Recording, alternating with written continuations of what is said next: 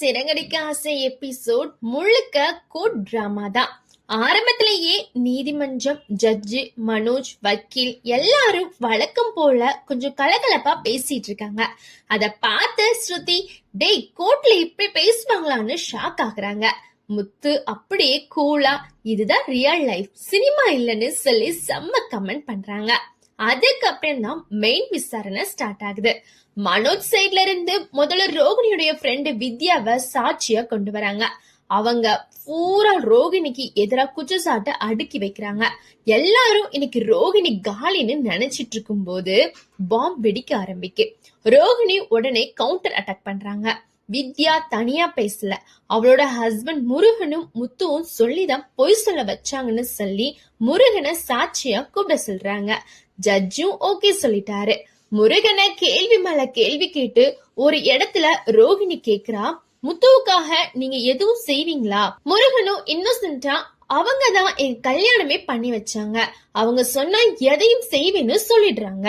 அதோட ரோகிணி, பாருங்க ஜட்ஜையா, முத்து சொன்னதாலதான் இவங்க எல்லாம் பொய் சாட்சி சொல்ல வர்றாங்கன்னு அப்படியே கேம திருப்பி போட்டுறாங்க. அதுக்கப்புறம் இன்னொரு சாட்சி, கறிக்கடைக்காரர் மணி, அவரும் ரோகிணிக்கு எதிரா பேச ஆரம்பிக்கிறாங்க. ரோகிணி சும்மா விடுவாங்களா? நேத்தே மனோஜ் 2 பேருக்கும் பணம் அனுப்பியிருக்காரு, அதனாலதான் இப்படி பேசுறாங்க அப்படின்னு வேணும்னா அவங்களோட மொபைல செக் பண்ணுங்கன்னு சொல்லிடுறாங்க. அப்போதான் அங்க அசல் ராஜதந்திரம் ரிவீல் ஆகுது.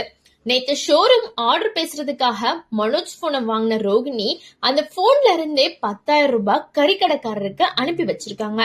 இன்னைக்கு அதையே ப்ரூஃபா காட்டிடுறாங்க. ஜட்ஜு மனோஜ் போனை வாங்கி செக் பண்றாங்க.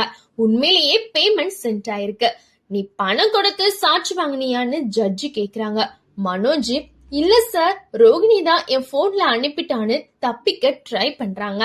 ஆனா ப்ரூஃப் இல்லையே, ஸ்ட்ரெயிட்டா மாட்டிக்கிறான். இதோட மனோஜ் போட்ட எல்லா குற்றச்சாட்டும் லூஸ் ஆகுது. கோர்ட் முழுக்க வைப் சேஞ்ச் ஆகுது. ரோகிணி செம்ம மூவ் போட்டு இந்த டைவர்ஸ் கேஸ்ல இருந்து டெம்பரரியா பெரிய சிக்கல்ல இருந்து தப்பிச்சிடுறாங்க. மொத்தத்துல சொன்னா இன்னைக்கு எபிசோட் ரோகிணிக்கு மனோஜ் சைட் ஃபுல் டேமேஜ் ஆகுது. Court scene plus mind game equal to full பைசா வசூல் தான். நாளைக்கு என்ன ட்விஸ்ட் வைக்க போறாங்க அப்படின்னு வெயிட் பண்ணி பார்க்கலாம். நன்றி, வணக்கம்.